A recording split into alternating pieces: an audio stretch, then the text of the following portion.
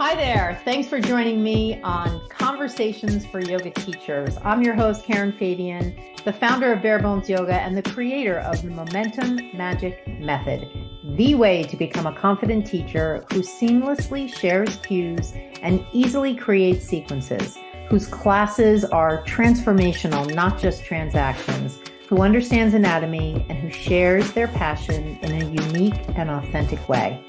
On the podcast, you'll hear anatomy lessons, stories from teachers, interviews with others in the field, and a dose of personal growth, because having a strong and healthy mindset is such an important piece of being a confident teacher.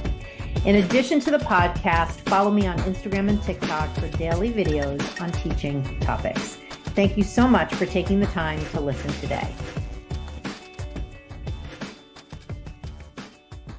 Hi there. Welcome to Conversations for Yoga Teachers. I'm your host, Karen Fabian, and this is episode 265. I am recording this on November 2nd, 2023, and this episode will go live on November 6th, 2023.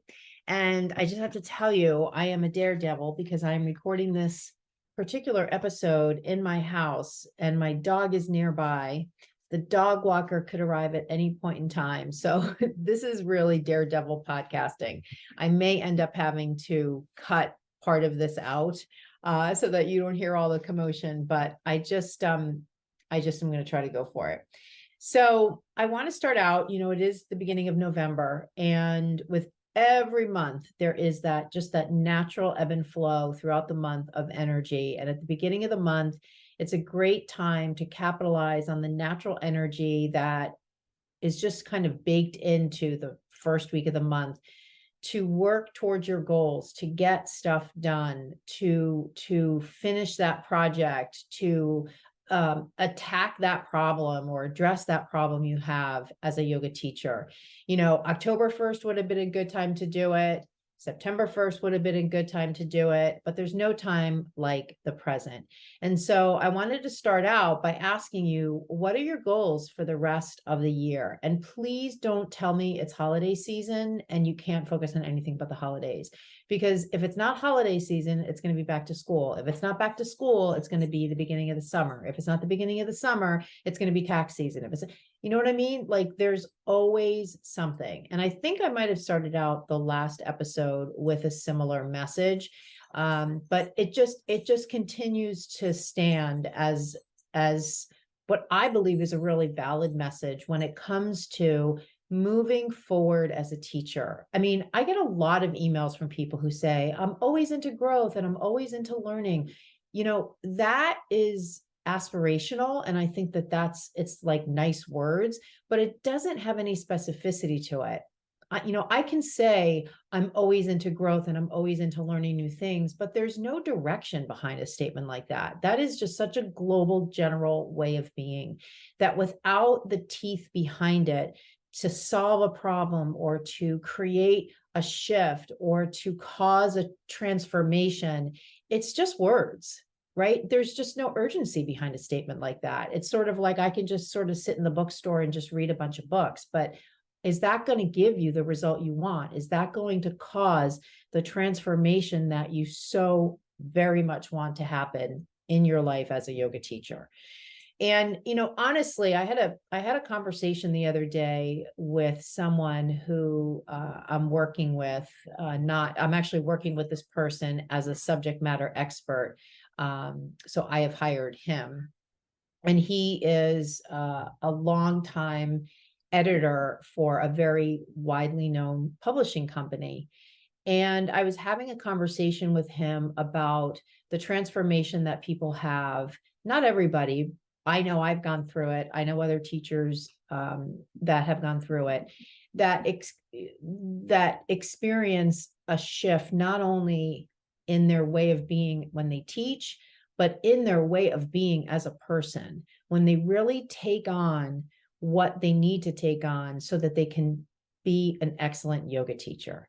And I don't say excellent from a standard that I can hold out there and say, oh, this teacher's excellent, this teacher's not.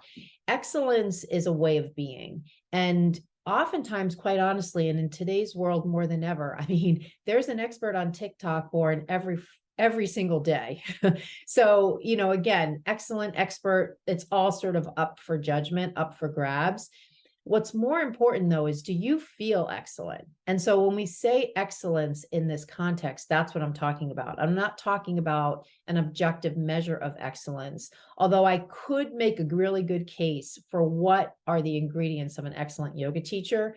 But here, what I'm talking more about is, you as a yoga teacher and what you're striving for. And I hope you're striving for excellence, because if you're not striving for excellence, you're just kind of languishing in mediocrity. And I don't think that's what you want.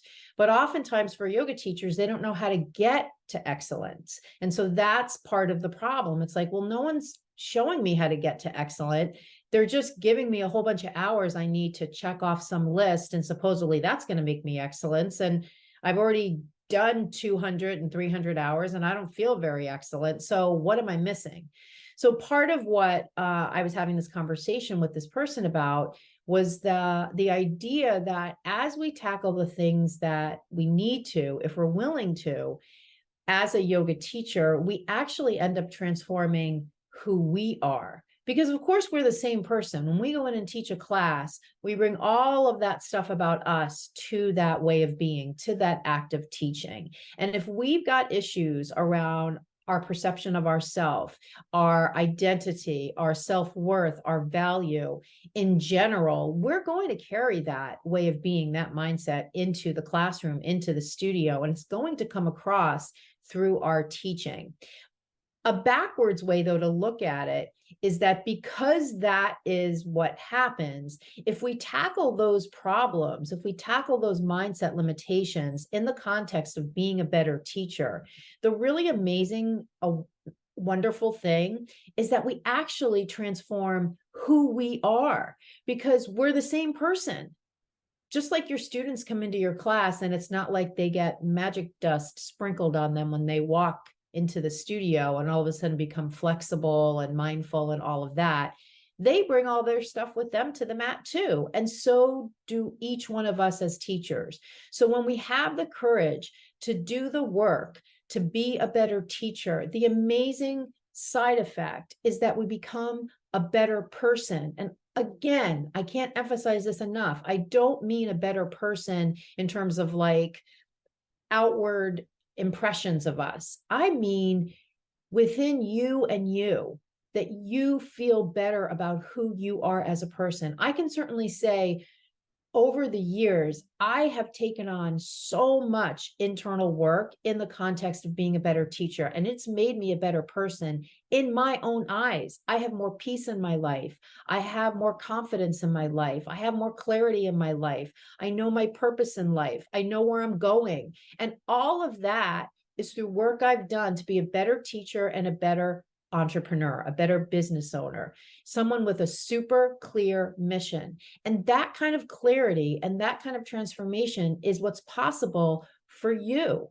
It is absolutely possible for you, but it won't happen when we walk around, saying like these super common things, like I want to be, I'm always into learning, like that. Again, doesn't have any specificity there. So I challenge you here on November 1st to make a list of how you want to be better as a teacher, knowing that the side effect is that you're going to be a better person for doing that work.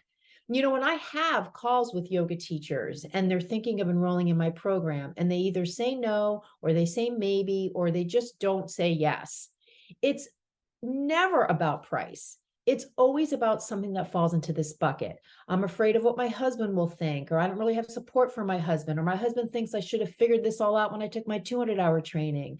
I don't really want to, I don't think I'm worth spending time away from my family to invest in this training. I don't think I'm worth the money for this training. I don't think that I can do this training. I don't think I'm ready for this. I'm not sure where I want to go next as a yoga teacher. Like all of these things, all of these statements are a reflection of a problem.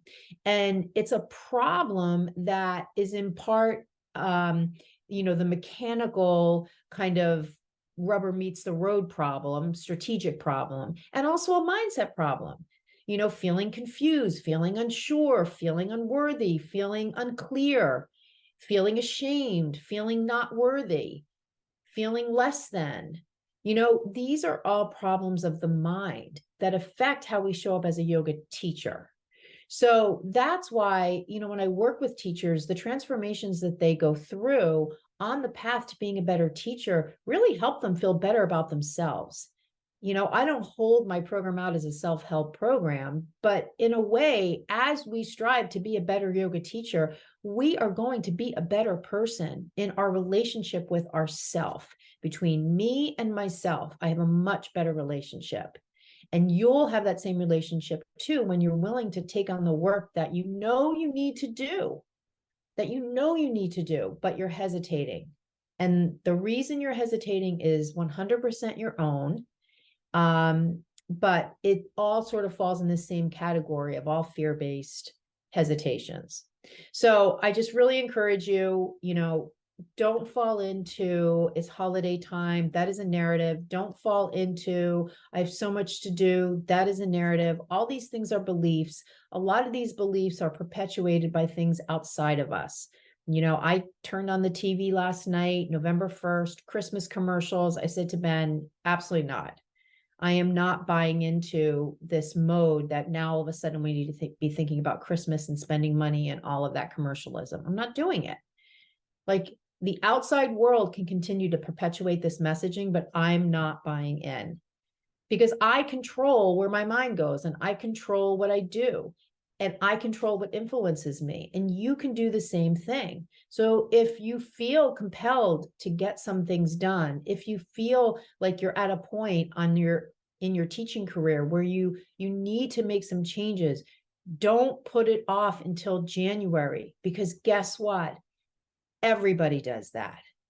And do you want to be like everybody? Or do you want to be the person who rises up and walks into the studio on January, absolutely crystal clear, full of mission and purpose, and knowing exactly what you need to do? Like, wouldn't that be amazing?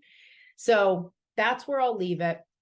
You know where to reach me. If you want to talk to me about where you're at and you want to make some shifts, send me a DM on Instagram and let's talk about it. And I'll see if you're a yoga teacher I can help.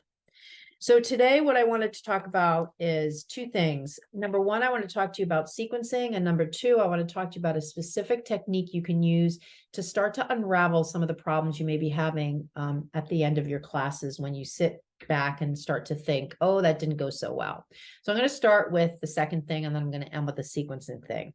So I had a conversation with one of the teachers in my program, and she's been trying to work towards teaching by doing what I call the walk and talk. Now, of course, I don't claim the phrase walk and talk. I've actually heard it recently in a bunch of different contexts, not yoga teaching, but I use it in the context of yoga teaching to describe a way of teaching where you're not practicing with your class. You've probably heard me on many different episodes of my show where I talk about this as the ideal way to teach your students, where you're walking around the room and helping them because they can hear you better, you can see them better, you can build better connection and all of it.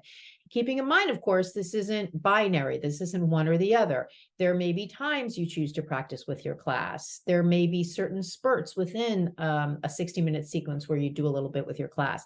But the predominant mode of you as a teacher is doing the walk and talk. And so this particular teacher is transitioning to that way of teaching. She wants to do it. She's been doing almost the entire sequence with her class prior to enrolling in my program. And this is one of the things that we're working on. And so after she taught one of her classes the other day, she was feeling badly because she ended up practicing some of it with her class. She got to a certain point in her sequence and she got back on the yoga mat. And so when we had our momentum call, which is what I call our coaching calls, when we had our momentum call, she shared with me what happened, and she shared with me how it made her feel and how she felt when she went back onto the yoga mat. And what she described is that she felt badly. And so what I asked her, and this is what I want you to look for when you have these experiences where you teach a class and it doesn't go well, this is what I want you to do. I asked her, what was the situation? What was the catalyst? What was the trigger that caused you to go back into practicing with your class? And she sat and she thought for a moment and she said, I started to feel like I was going to get lost in the sequence. And I got nervous that if I got lost in the sequence, I would make a mistake and I would feel silly. And so I went back onto the yoga mat and started practicing with them. And I want you to recognize how powerful this is, because now she's driving the story. She's no longer just in the story like a victim, feeling badly, blaming herself, wishing she could be better, making it mean something about her. She's now being an experimenter, being an observer, being someone who's assessing objectively what happened so that she can identify that problem and fix it. This is very different than when yoga teachers sit around and moan and groan about how things are not going their way. This is what I see in Facebook groups all the time, this whole list of grievances. This isn't working and that isn't working. And people are just tossing all sorts of suggestions at teachers. And what is that person supposed to do? How are they supposed to know which way to go? So this is a very unique approach and a very specific approach to helping you improve as a teacher. And it's designed to help you identify exactly what the problem is. So in this particular situation, the problem is that she is worried she's going to lose her way in her sequence. So when I look at that from the outside, what I say is, well, it sounds like your sequence may be too complicated and it's difficult for you to remember it. Yes, that's the case. Well, the solution is, let's change the sequence and make it easier for you to remember. Okay, sounds great. So you see, now we have an action plan that we can implement. And then we go in to the next class with something that's more honed down to what this person can remember. And we see what happens. And if we do go back on the yoga mat, we don't blame ourselves. We don't make it something wrong with us. See, this is the other thing that I notice in a lot of teachers. They have a desire to show up in a particular way. And when they don't show up in that way, they make it mean something about who they are.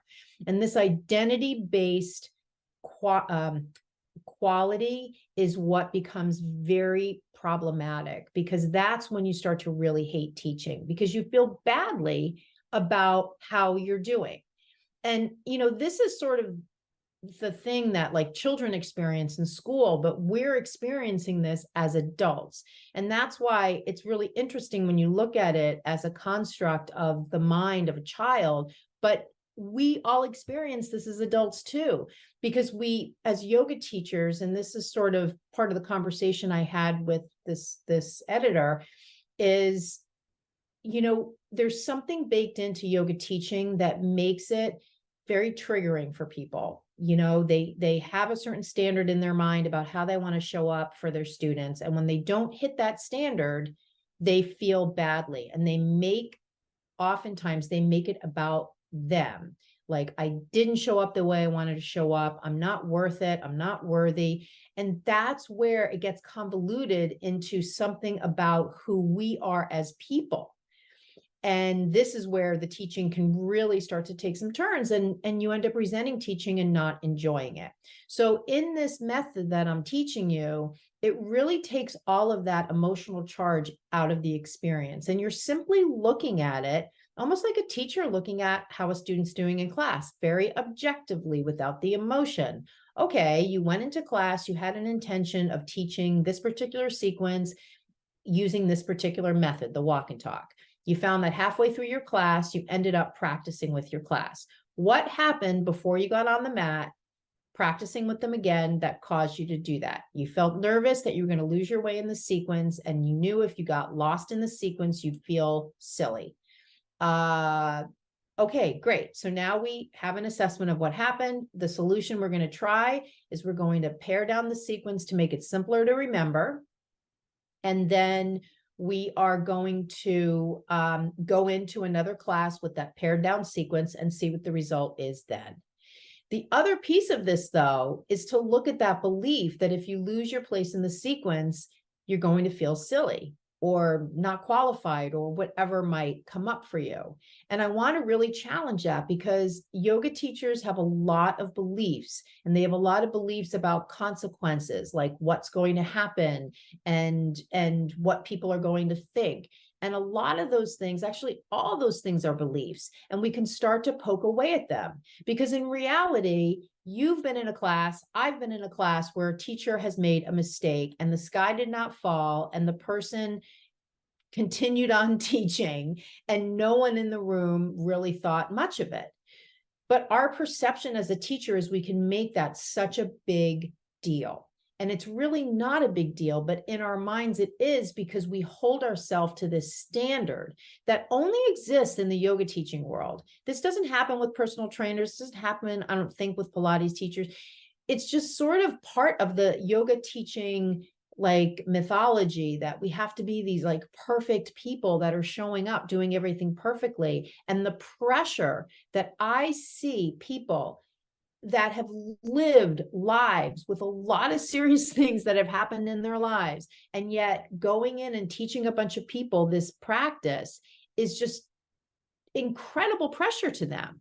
So this is what I mean. My observation of how people react to teaching yoga is borne out by all these teachers that I work with in my program. And I find it so interesting. And I can certainly vouch for it because I've felt the pressure too.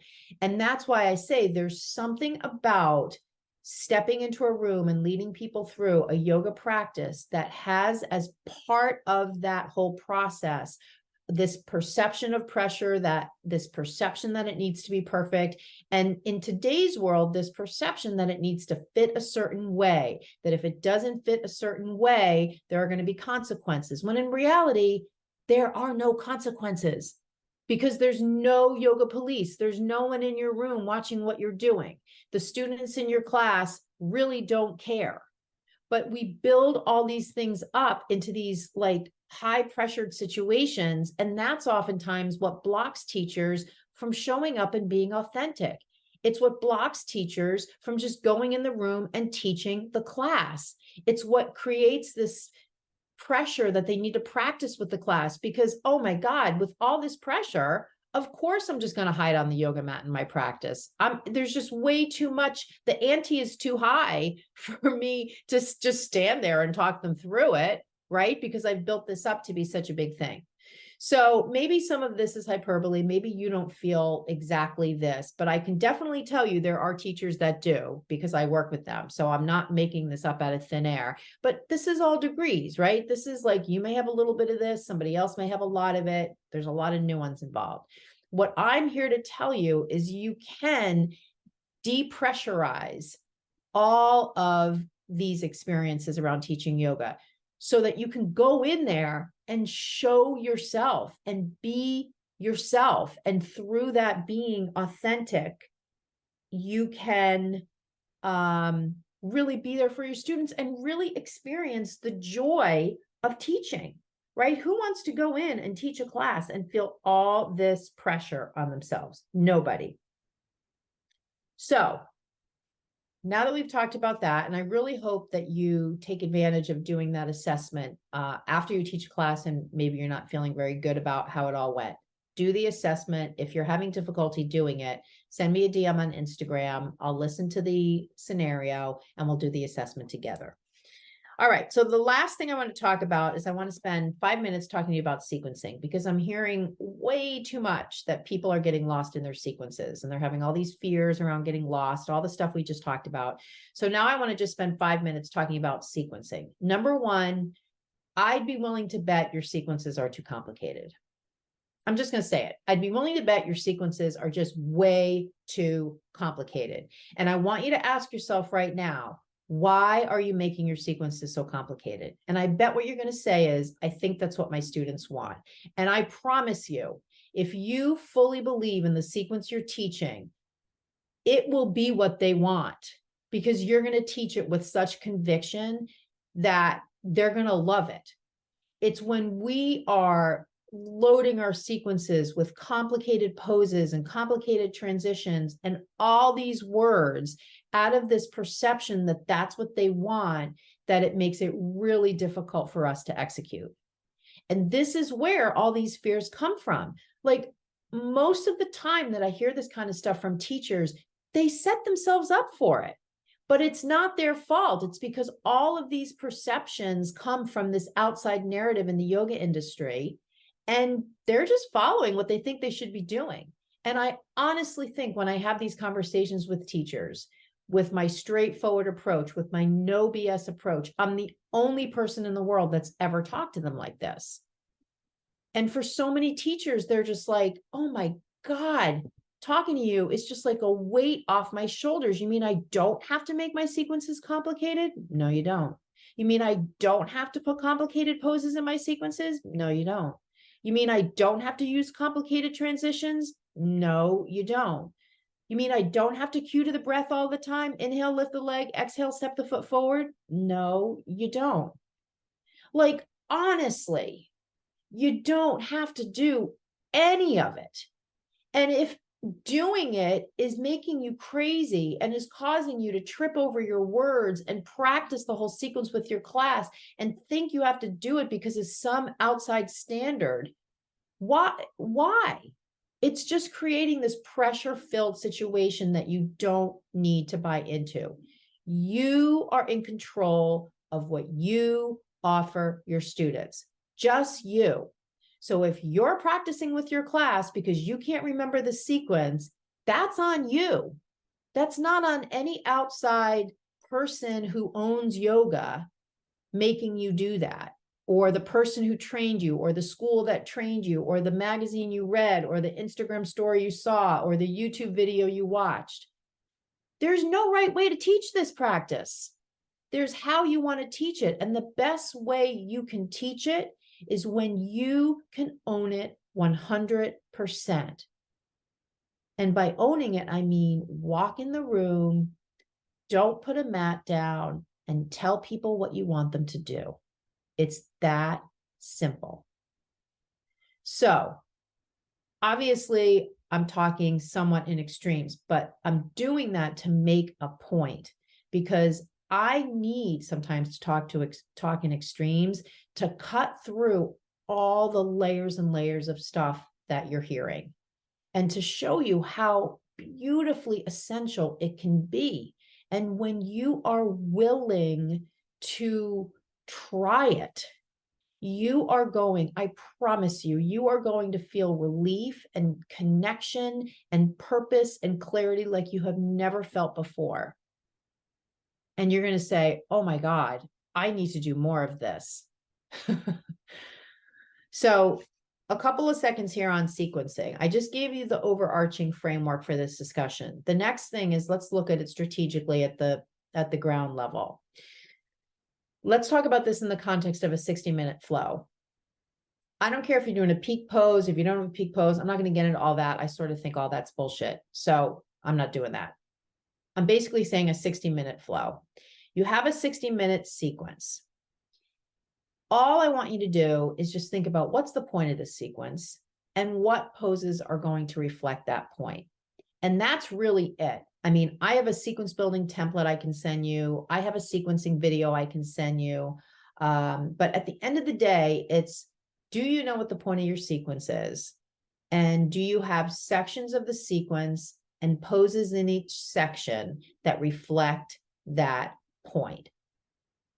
So that's the place to start, number one. Number two, forget about complicated transitions. Forget about complicated poses. End of story. Number three, think about, especially if you're someone who feels like they get lost in their sequence all the time, think about just simply teaching the poses. Come in, child's pose. Stand up, forward fold ragdoll. Hands on the floor, step back to downward dog. Lift the right leg, lift the left leg, walk the feet forward, sweep up to standing, hands at the heart. Sun A, 3 times. Sun B, 3 times. Crescent lunge, I don't know, triangle, whatever. You see where I'm going? Like literally that simple. Now, if you're listening to this and all your beliefs are coming up, oh, can't do that because of this, can't do that, that's on you. All I'm asking you to do is to be willing and to be an experimenter. Because let's face it, if you can't be willing, then you shouldn't even be a yoga teacher. Because a yoga teacher by their nature is willing to try new things. Like we're in the business of encouraging people to try new things, to try different things. So if you're listening to this and you're shutting off, then just don't bother listening to the rest. But if you're willing, and there's a part of you that's willing to try, like this is what's possible for you on the path to transforming as a yoga teacher. But if you want to continue to hide on the yoga mat and you want to continue to practice with your class all the time and you want to continue to have fear about getting lost in your sequence, then stick with your complicated sequences. If you want to continue to believe that your students need you to teach something complicated, then keep doing what you're doing. But I'm just here to tell you that a yoga teacher that teaches a simple, essential sequence with conviction is way more powerful than someone who practices a more quote unquote complex sequence with their students and doesn't know what the hell they're doing. So this is your opportunity to go back to the drawing board, look at your sequence, be willing to look at your beliefs around them. And, this again, if you're teaching and everything is great, then good on you. I'm talking to you though, if you are getting tripped up in your sequences. And so if you are, here's your path forward. If you're unsure how to take it, send me a DM.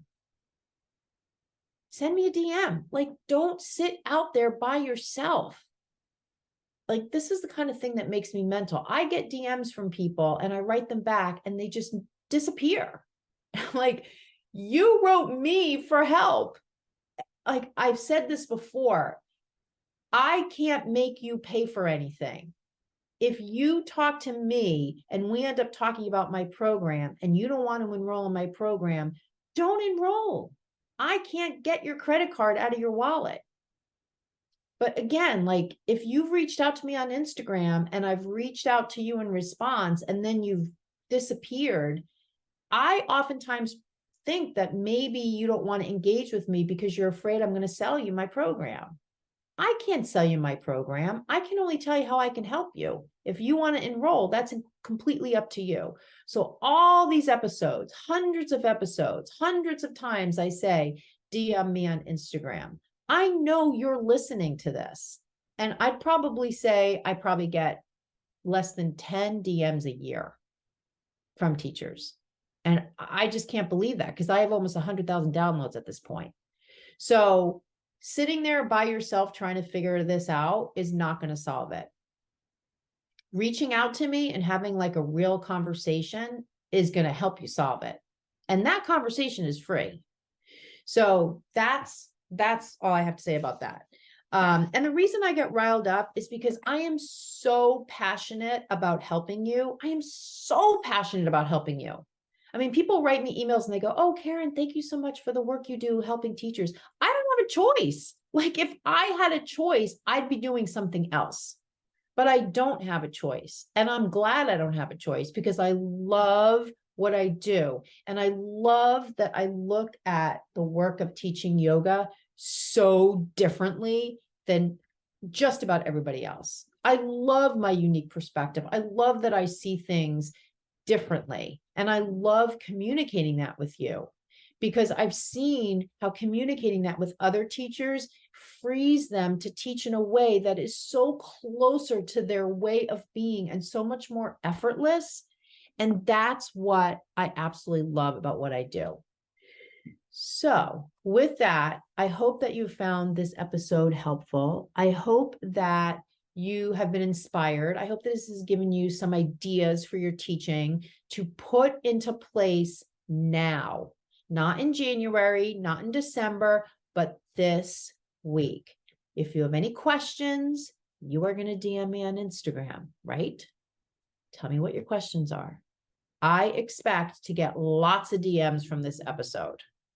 Okay, I'll talk to you on the next episode. Between now and then, have great classes, be yourself, be willing, be curious, be open, and I'll talk with you soon. Namaste.